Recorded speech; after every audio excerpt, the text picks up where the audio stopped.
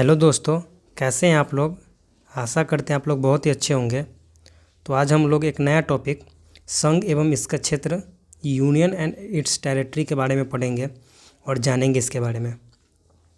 ये लक्ष्मीकांत का 6th addition है। तो चलिए शुरू करते हैं आज का वीडियो। संविधान के भाग 1 के अंतर्गत अनुच्छेद 1 से 4 तक में संघ एवं इसके क्षेत्रों की चर्चा की गई है।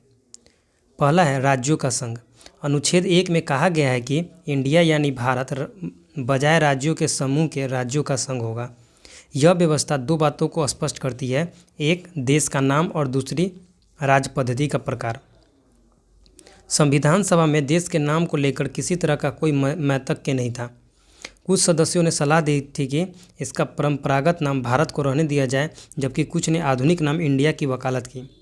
इस तरह संविधान सभा ने दोनों को स्वीकार किया, इंडिया जो कि भारत है। दूसरे, देश को संघ बताया गया। यद्यपि संविधान का ढांचा संघीय है, डॉक्टर BR अम्बेडकर के अनुसार राज्यों का संघ उक्ति को संघीय राज्य के स्थान पर महत्व देने के दो कारण हैं। एक है, भारतीय संघ राज्यों के बीच में कोई समझौते का परिणाम नहीं है, जैसा कि अमेरिकी संघ में। और दो, राज्यों को संघ से विभक्त होने का कोई अधिकार नहीं है। यह संघ है, यह विभक्त नहीं हो सकता। पूरा देश एक है जो विभिन्न राज्यों में प्रशासनिक सुविधा के लिए बटा हुआ है। अनुच्छेद 1 के अनुसार भारतीय क्षेत्र को 3 श्रेणियों में बांटा जा सकता है। पहला है राज्यों के क्षेत्र, दूसरा है संघ क्षेत्र, तीसरा है ऐसे क्षेत्र जिन्हें किसी भी समय भारत सरकार द्वारा अधिगृहित किया जा सकता है। राज्यों एवं संघ शासित राज्यों के नाम उनके क्षेत्र विस्तार को संविधान की पहली अनुसूची में दर्शाया गया है। इस वक्त 28 राज्य एवं 9 केंद्र शासित क्षेत्र है। राज्यों के संदर्भ में संविधान के उपबंध की व्यवस्था सभी राज्यों पर एक समान लागू है। यद्यपि भाग 21 के अंतर्गत कुछ राज्यों के लिए विशेष उपबंध हैं। इनमें शामिल हैं महाराष्ट्र, गुजरात, नागालैंड, असम, मणिपुर, आंध्र प्रदेश, तेलंगाना, सिक्किम, मिजोरम, अरुणाचल प्रदेश, गोवा एवं कर्नाटक। इसके अतिरिक्त 5वीं एवं 6ठी अनुसूचियों में राज्य के भीतर अनुसूचित एवं जनजातीय क्षेत्रों के प्रशासन के लिए विशेष उपबंध है।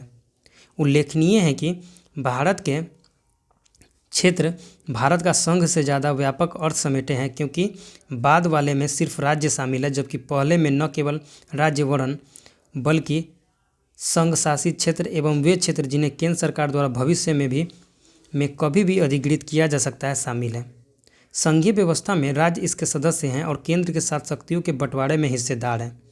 दूसरी तरफ संघ शासित क्षेत्र एवं केंद्र द्वारा अधिगृहित क्षेत्र में सीधे केंद्र सरकार का प्रशासन होता है। एक संप्रभु राज्य होने के नाते भारत अंतर्राष्ट्रीय कानूनों के तहत विदेशी क्षेत्र का भी अधिग्रहण कर सकता है।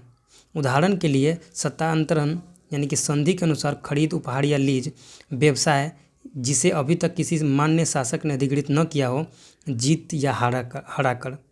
उदाहरण के लिए भारत ने संविधान लागू होने के बाद कुछ विदेशी क्षेत्रों का अधिग्रहण किया, जैसे दादर और नगर हवेली, गोवा, दमन एवं दीव, पुदुचेरी एवं सिक्किम।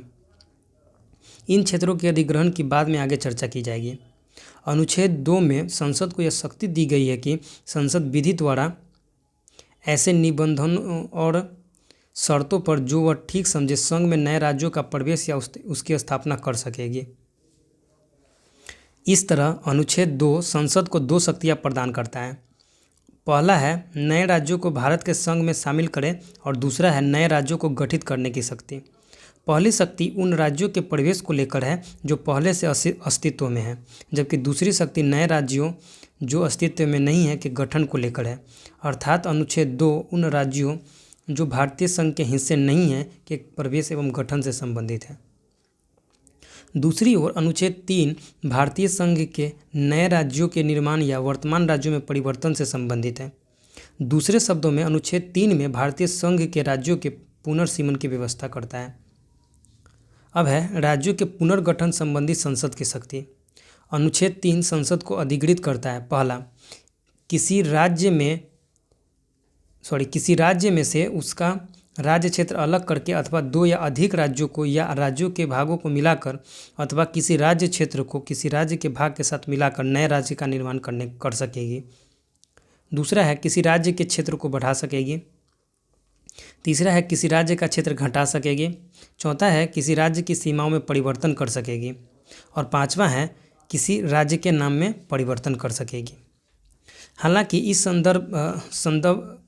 संबंध में अनुच्छेद 3 में 2 शर्तों का उल्लेख किया गया है।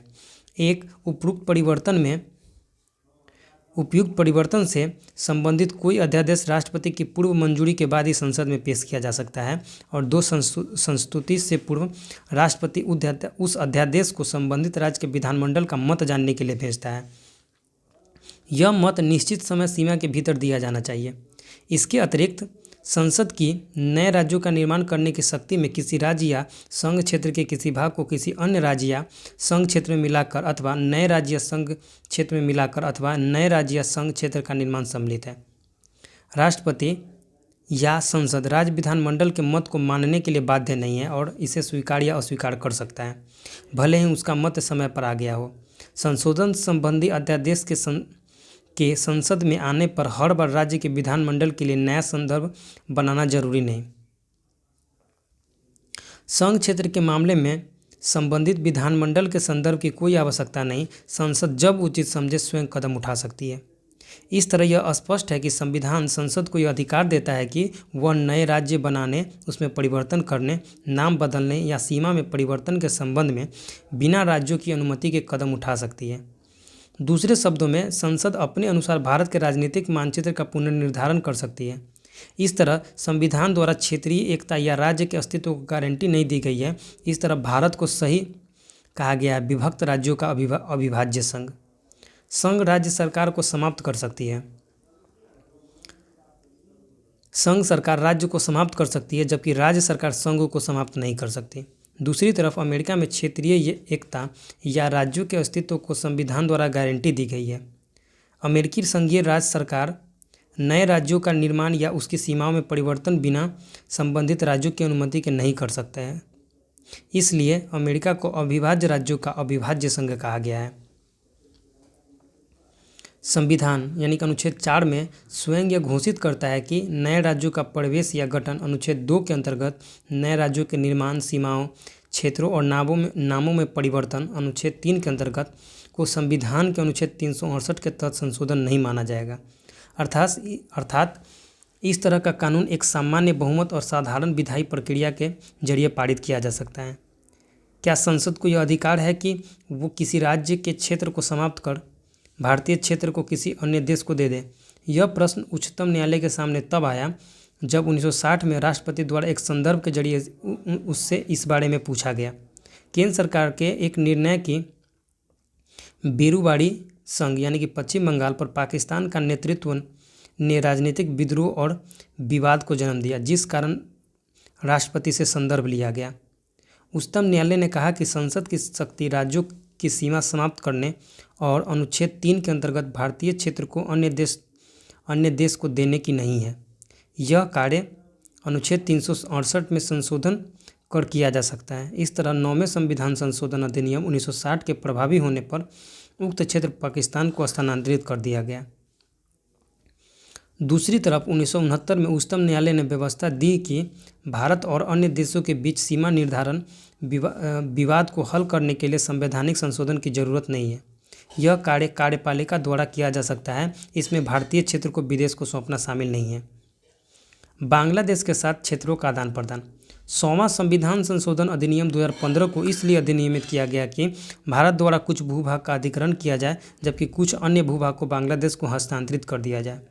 उस समझौते के तहत जो भारत और बांग्लादेश की सरकारों के बीच हुआ, इस लेन देन में भारत ने 111 विदेशी अंतर क्षेत्रों यानी कि इनक्लेव्स को बांग्लादेश को हस्तांतरित कर दिया, जबकि बांग्लादेश ने 51 अंतर क्षेत्रों को भारत को हस्तांतरित किया। इसके साथ ही इस लेन देन में प्रतिकूल दखलों का हस्तांतरण तथा 6.1 किलोमीटर असीमांकित सीमाई क्षेत्र का सीमांकन भी शामिल था। इन 3 उद्देश्यों के लिए संशोधन ने 4 राज्यों असम, पश्चिम बंगाल, मेघालय तथा त्रिपुरा के भूभाग से जुड़े पहली अनुसूची के प्रावधानों को संशोधित भी कर दिया। इस संशोधन की निम्नलिखित पृष्ठभूमि है। पहला है, भारत और बांग्लादेश की लगभग 4096.7 किलोमीटर लंबी साझी जमीनी सीमा है। भारत पूर्वी पाकिस्तान जमीनी सीमा का निर्धारण 1947 के रेड क्लिफ अवार्ड के अनुसार हुआ था। विवाद रेड क्लिफ अवार्ड के कुछ प्रावधानों को लेकर हुआ, जिसका समाधान 1950 के बग्गे अवार्ड के अनुसार किया जाना था। पुनः एक कोशिश इन विवादों के समाधान के लिए 1958 में नेहरू नून समझौते के द्वारा की गई। हालांकि बेरूवाड़ी यूनियन के विभाजन को सर्वोच्च न्यायालय में चुनौती दी गई। सर्वोच्च न्यायालय के निर्णय के अनुपालन में संविधान यानी कि 9वां संशोधन अधिनियम 1960 पारित किया गया। लगातार मुकदमेबाजी तथा अन्य राजनीतिक घटनाक्रमों के चलते यह अधिनियम अनुसूचित नहीं किया जा सकता। भूतपूर्व पूर्वी पाकिस्तान यानी कि वर्तमान में बांग्लादेश के भागों को लेकर। दूसरा है 16 मई 1974 को भारत बांग्लादेश की ज़मीनी सीमा के सीमांकन एवं संबंधित मामलों के लिए दोनों देश के साथ एक समझौता हुआ ताकि इस जटिल मुद्दे को हल किया जा सके। इस समझौते की भी अभी पुष्टि नहीं की जा सकी क्योंकि यह ज़मीन के स्थानांतरण का मामला था, जिसके लिए संविधान संशोधन की ज़रूरत थी। इस संबंध में ज़मीन पर उस क्षेत्र विशेष को चिन्हित करने की ज़रूरत थी जिसे हस्तांतरित किया जाना था। इसके पश्चात असीमांकित जमीनी सीमा, प्रतिकूल कब्जे वाले भूभागों तथा अंतर क्षेत्रों के आदान प्रदान को विकसित कर 6 सितंबर 2011 को एक प्रोटोकॉल पर दस्तखत कर इस मुद्दे को हल करने का प्रयास किया गया, जो कि भारत बांग्लादेश के बीच ज़मीनी सीमा समझौता 1974 का अभिन्न हिस्सा है। इस प्रोटोकॉल को असम, मेघालय, त्रिपुरा एवं पश्चिम बंगाल राज्य सरकारों के सहयोग एवं सहमति से तैयार किया गया। अब है केंद्र शासित प्रदेशों एवं राज्यों का उद्भव। पहला है देशी रियासतों का एकीकरण। आज़ादी के समय भारत में राजनीतिक इकाइयों की 2 श्रेणियां थी, ब्रिटिश प्रांत यानी कि ब्रिटिश सरकार के शासन के अधीन, और देशी रियासतें यानी कि राजा के शासन के अधीन लेकिन ब्रिटिश राजशाही से संबद्ध।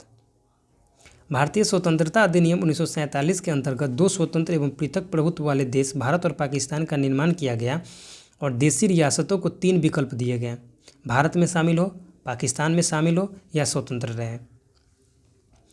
552 देशी रियासतों भारत की भौगोलिक सीमा में थी। 549 भारत में शामिल हो गई और बची हुई 3 रियासतों हैदराबाद, जूनागढ़ और कश्मीर ने भारत में शामिल होने से इनकार कर दिया। यद्यपि कुछ समय बाद इन्हें भी भारत में मिला लिया गया। हैदराबाद को पुलिस कार्यवाही के द्वारा, जूनागढ़ को जनमत संग्रह के द्वारा एवं कश्मीर को विलय पत्र के द्वारा भारत में शामिल किया गया। 1950 में संविधान ने भारतीय संघ के राज्यों को 4 प्रकार से वर्गीकृत किया: भाग क, भाग ख, भाग ग और राज्य एवं भाग घ क्षेत्र। ये सभी संख्या में 29 थे।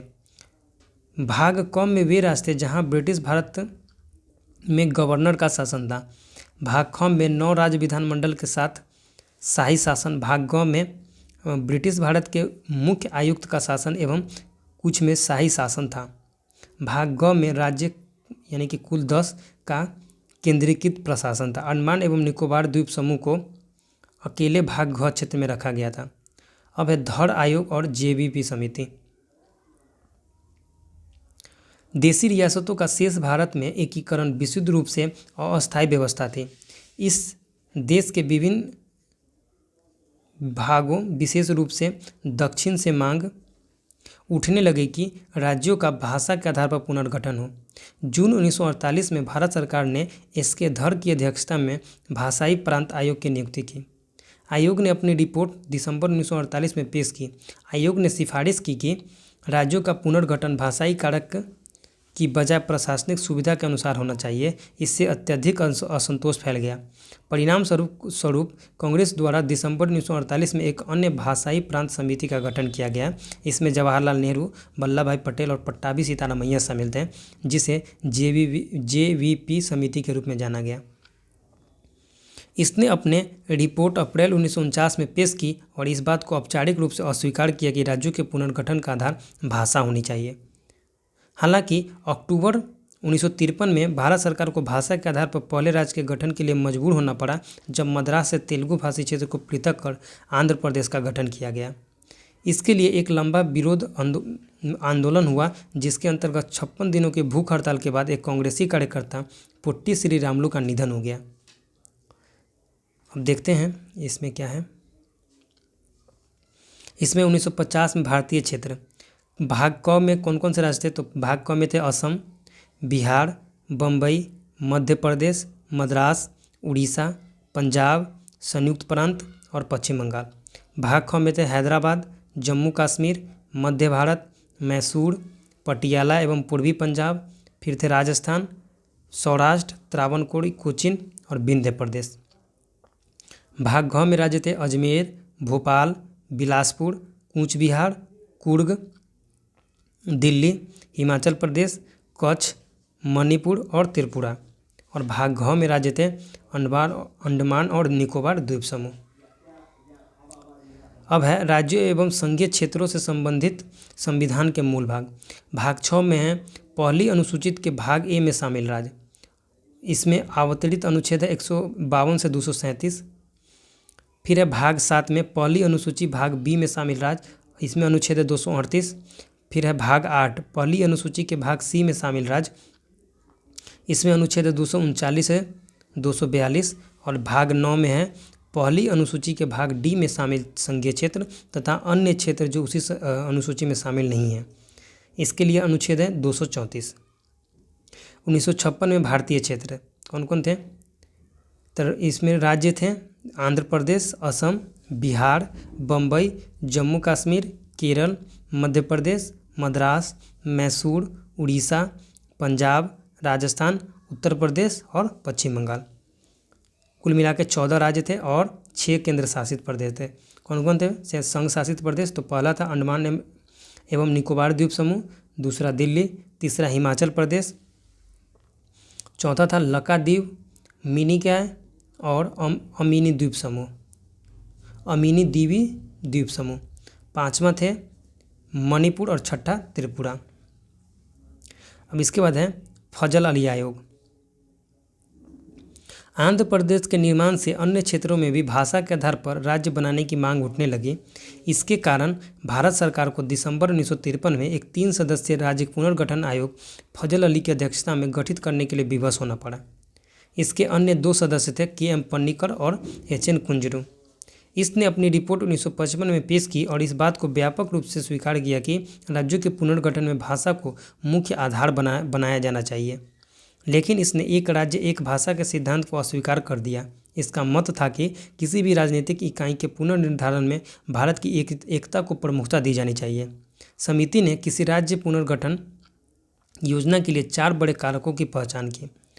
पहला, देश की एकता एवं सुरक्षा की अनुरक्षण एवं संरक्षण। दूसरा है भाषाई व सांस्कृतिक एकरूपता। तीसरा है वित्तीय, आर्थिक एवं प्रशासनिक तर्क। और चौथा है प्रत्येक राज्य एवं पूरे देश में लोगों के कल्याण की योजना और इसका संवर्धन। आयोग ने सलाह दी कि मूल संविधान के अंतर्गत 4 आयामी राज्यों और क्षेत्रों के वर्गीकरण को समाप्त किया जाए और 16 राज्यों एवं 3 केंद्र प्रशासित क्षेत्रों का निर्माण किया जाए। भारत सरकार ने बहुत कम परिवर्तनों के साथ इन सिफारिशों को स्वीकार कर लिया। राज्य पुनर्गठन अधिनियम 1956 और 7वें संविधान संशोधन अधिनियम 1956 के द्वारा भाग क और ख के बीच की दूरी को समाप्त कर दिया गया और भाग ग को खत्म कर दिया गया। इनमें से कुछ को पड़ोसी राज्यों के साथ मिला दिया गया था तो कुछ को संघ शासित क्षेत्रों के तौर पर पुनः स्थापित किया गया।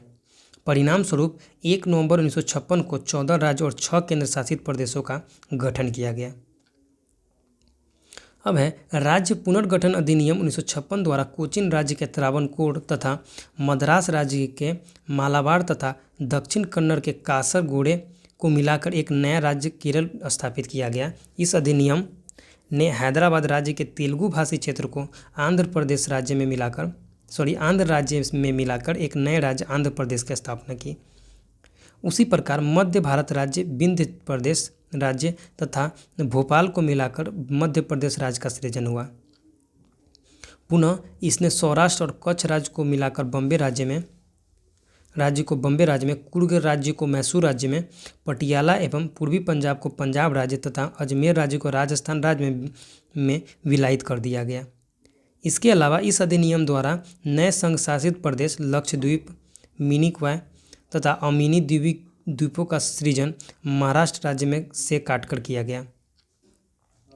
1956 के बाद बनाए गए नए राज्य एवं संघ शासित क्षेत्र 1956 में व्यापक स्तर पर राज्यों के पुनर्गठन के बावजूद भारत के राजनीतिक मानचित्र में व्यापक विविधता व राजनीतिक दबाव के चलते परिवर्तन की आवश्यकता महसूस की गई। भाषा या सांस्कृतिक एकरूपता एवं अन्य कारणों के चलते दूसरे राज्यों से अन्य राज्यों के निर्माण की मांग उठी। महाराष्ट्र और गुजरात 1960 में द्विभाषी राज्य बम्बई को दो पृथक राज्यों में विभक्त किया गया। महाराष्ट्र मराठी भाषियों के लिए एवं गुजरात गुजराती भाषी लोगों के लिए। गुजरात भारतीय संघ का 15वां राज्य था। फिर है दादरा एवं नगर हवेली। 1954 में इसके स्वतंत्र होने से पूर्व यहाँ पुर्तगाल का शासन था। 1961 तक यहाँ लोगों द्वारा स्वयं चुना गया प्रशासन चलता रहा। 10वें संविधान संशोधन अधिनियम 1961 द्वारा इसे संघ शासित क्षेत्र में परिवर्तित कर दिया गया। फिर है गोवा, दमन एवं दीव। 1961 में पुलिस कार्यवाही के माध्यम से भारत में इन 3 क्षेत्रों को अधिकृत किया गया। 12वें संविधान संशोधन अधिनियम 1962 के द्वारा इन्हें संघ शासित क्षेत्र के रूप में स्थापित किया गया। बाद में 1987 में गोवा को एक पूर्ण राज्य बना दिया गया। इसी तरह दमन और दीव को पृथक केंद्र शासित प्रदेश बना दिया गया। पुदुचेरी का क्षेत्र पूर्व फ्रांसीसी गठन का स्वरूप था, जिसे भारत में पुदुचेरी, कराईकल माहे और यनम के रूप में जाना गया। 1954 में फ्रांस ने इसे भारत को सुपुर्द कर दिया। इस तरह 1962 तक इसका प्रशासन अधिगृहित क्षेत्र की तरह चलता रहा। फिर इसे 14वें संविधान संशोधन अधिनियम द्वारा संघ शासित प्रदेश बनाया गया। फिर है नागालैंड। 1963 में नागा पहाड़ियों और असम के बाहर के त्वेनसांग क्षेत्रों को मिलाकर नागालैंड राज्य का गठन किया गया। ऐसा नागा आंदोलनकारियों की संतुष्टि के लिए किया गया था। तथापि नागालैंड को भारतीय संघ के 16वें राज्य का दर्जा देने से पूर्व 1961 में असम के राज्यपाल के नियंत्रण में रखा गया था। अब है हरियाणा, चंडीगढ़ और हिमाचल प्रदेश। 1966 में पंजाब राज्य से भारतीय संघ के 17वें राज्य हरियाणा और केंद्र शासित प्रदेश चंडीगढ़ का गठन किया गया। इसके बाद सिख के लिए पृथक सिंहगढ़ी राज्य यानी कि पंजाब सूबा की मांग उठने लगी। यह मांग अकाली दल के नेता मास्टर तारा सिंह के नेतृत्व में उठी। शाह आयोग 1966 की सिफारिश पर पंजाबी भाषी क्षेत्र को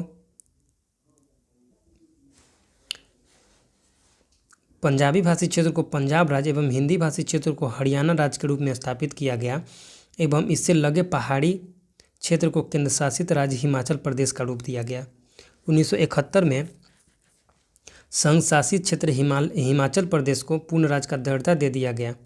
भारतीय संघ का 18वां राज्य। अब है मणिपुर, त्रिपुरा एवं मेघालय। 1972 में पूर्वोत्तर भारत के राजनीतिक मानचित्र में व्यापक परिवर्तन आए। इस तरह 2 केंद्र शासित प्रदेश मणिपुर व त्रिपुरा एवं उपराज्य मेघालय को राज्य का दर्जा मिला। इसके अलावा 2 संघ शासित प्रदेश मिजोरम और अरुणाचल प्रदेश, मूलतः जिसे पूर्वोत्तर सीमांत एजेंसी यानी कि नेफा के नाम से जाना जाता है, भी अस्तित्व में आए। इसके साथ ही भारतीय संघ में राज्यों की संख्या 21 हो गई। मणिपुर 19वां, त्रिपुरा 20वां और मेघालय 21वां। अब है 22वें संविधान संशोधन अधिनियम 1969 के द्वारा मेघालय को स्वायत्तशासी राज्य बनाया गया।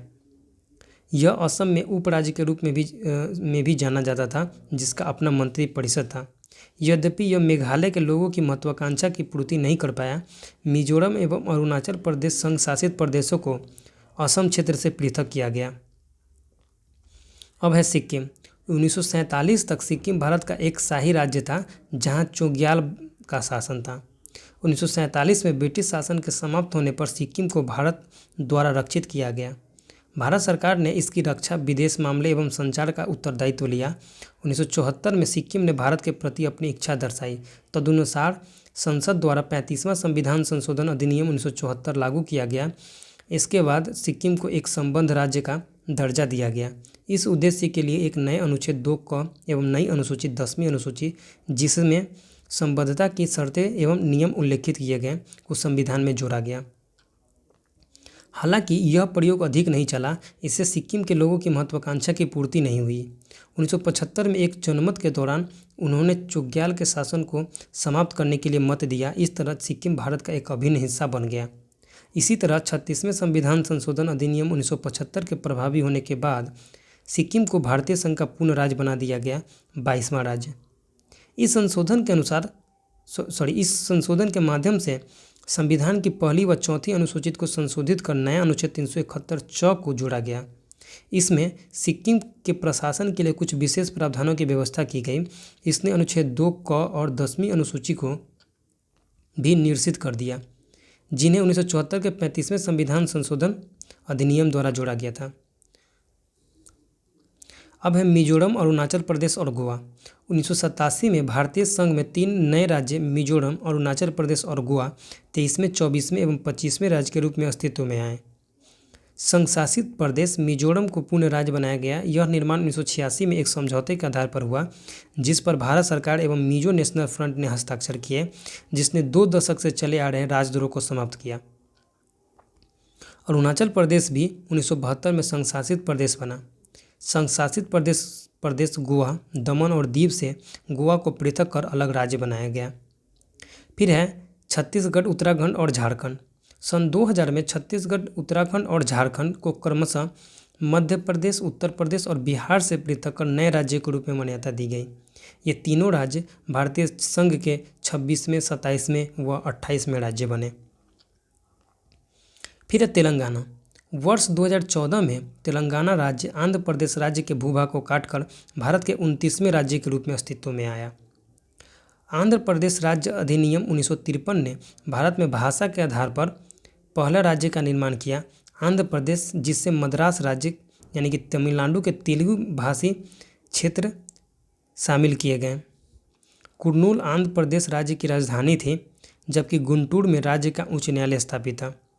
राज्य पुनर्गठन अधिनियम 1956 द्वारा हैदराबाद राज्य के तेलुगु भाषी क्षेत्रों को आंध्र प्रदेश में मिलाकर वह बृहत्तर आंध्र प्रदेश राज्य की स्थापना की गई।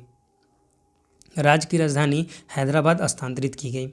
पुनः आंध्र प्रदेश पुनर्गठन अधिनियम 2014 ने आंध्र प्रदेश को अलग राज्यों में बांट दिया, आंध्र प्रदेश, शेष तथा तेलंगाना। फिर है जम्मू एवं कश्मीर और लद्दाख। जम्मू एवं कश्मीर संघीय क्षेत्र में पूर्व के जम्मू एवं कश्मीर राज्य के सभी जिले शामिल हैं। कारगिल और लेह जिलों को छोड़कर लद्दाख संघीय क्षेत्र में शामिल किए गए हैं। इस प्रकार राज्यों की और संघीय क्षेत्रों की संख्या जो 1956 में 14 और 6 थी, अब बढ़कर 25 और 9 हो गई है।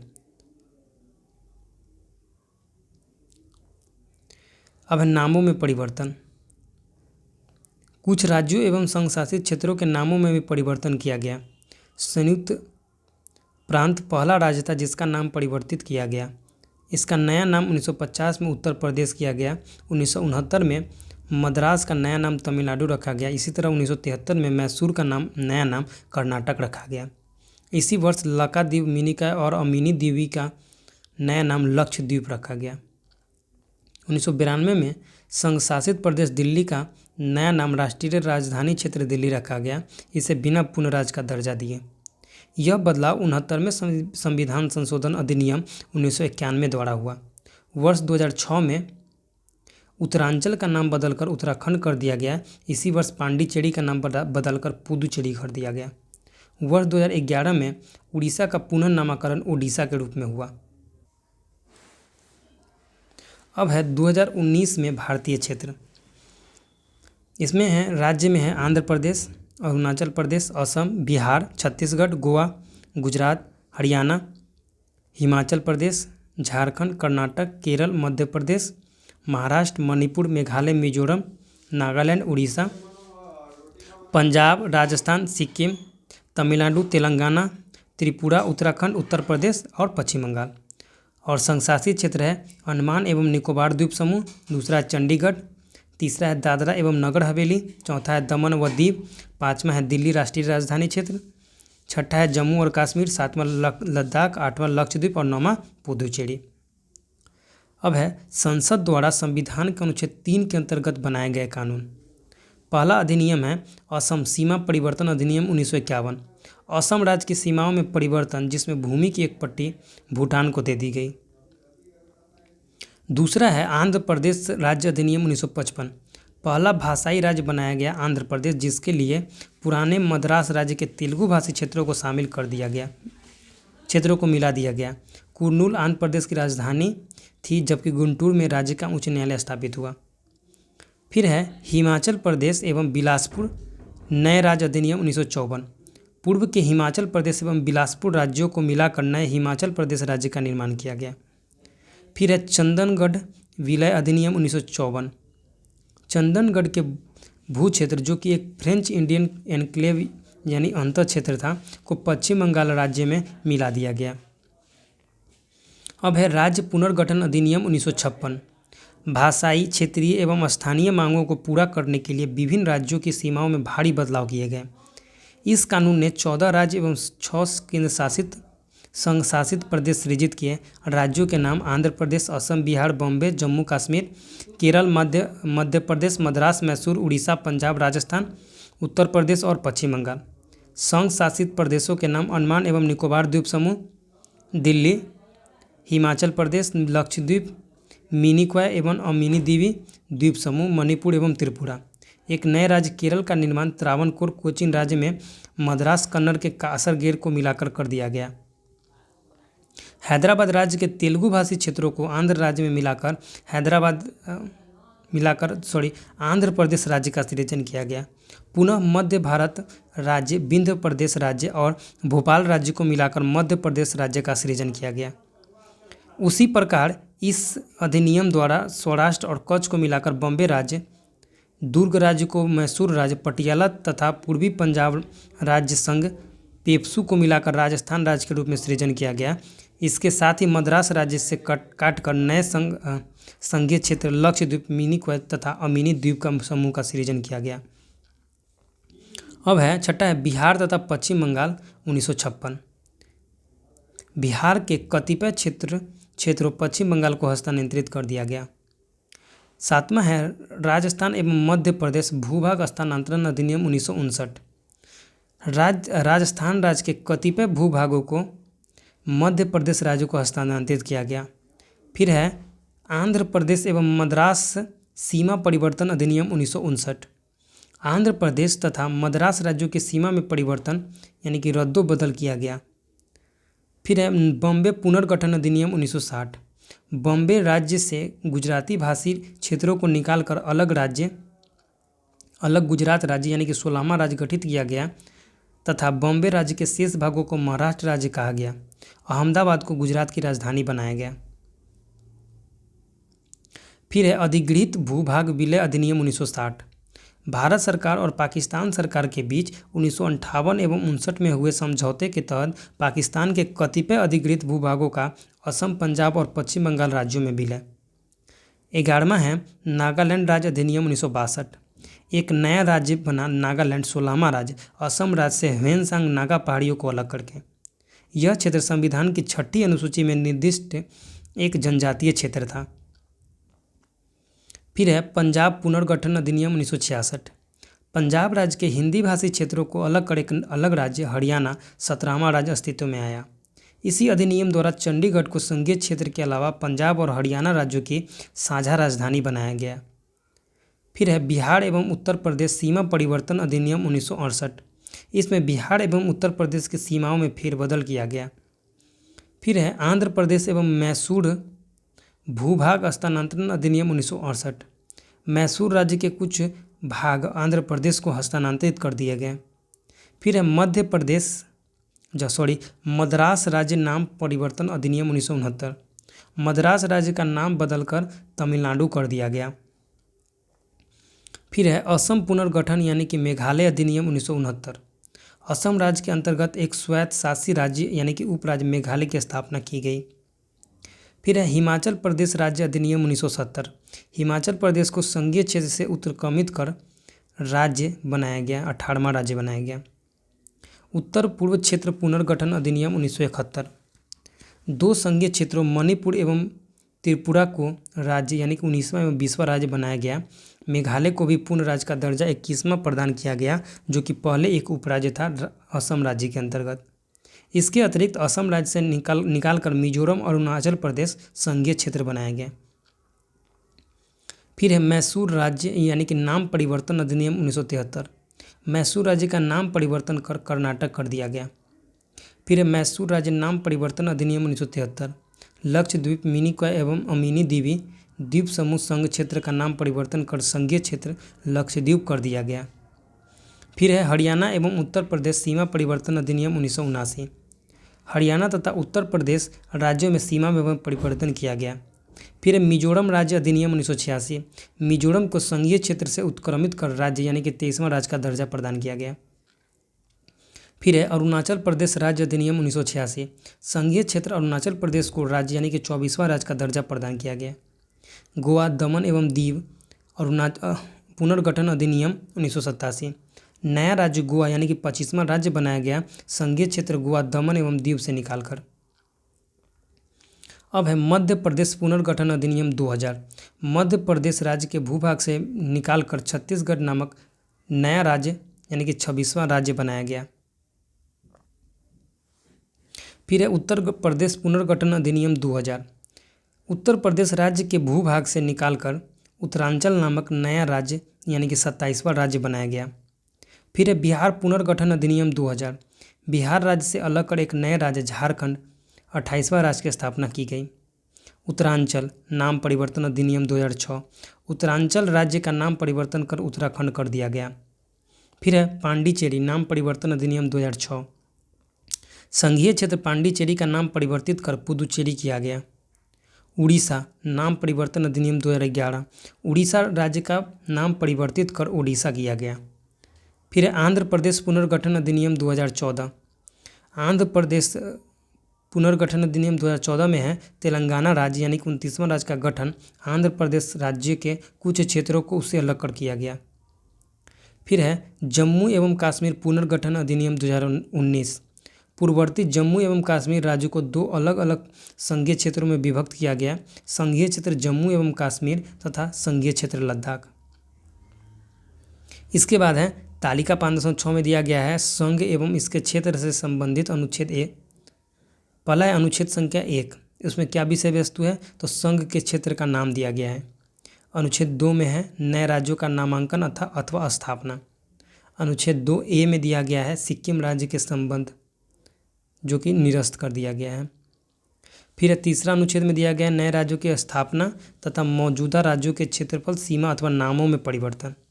और चौथा अनुच्छेद में दिया गया है अनुच्छेद 2 एवं 3 के अंतर्गत बनाए गए कानून जिनके द्वारा पहली तथा चौथी अनुसूची एवं पूरक, अनुसांगिक एवं अनुवर्ती मामलों में संशोधन किया जा सके। तो ये चैप्टर यहीं पे समाप्त हो गया है। तो आशा करते हैं आप लोग को ये चैप्टर अच्छा लगा होगा। तो आप लोगों ने बढ़िया सा समझा भी हुआ होगा। तो चलिए यहीं पे इस वीडियो को ख़त्म करते हैं, मिलते हैं नेक्स्ट वीडियो में। Thank you.